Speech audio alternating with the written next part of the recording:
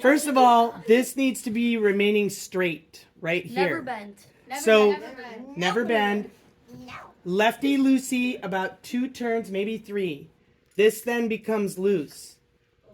I recommend that you do this first. Hold on.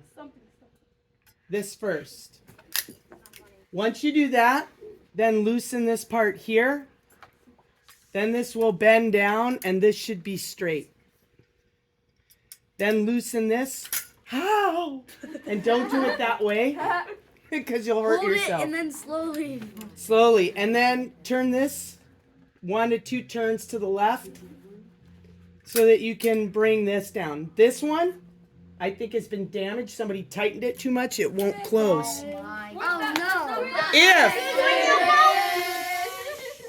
If your music stand comes back bent like this one, Oh no.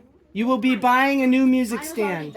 This one will not Poor Draco Malfoy. work because somebody bent this. So you do not force anything because it ruins the music stand. If it already was bent, I told you make sure you have that written on the sheet and that it's noted when you first get the stand. Okay? Oh, yeah. All right, so if you remember doing that, that's fine.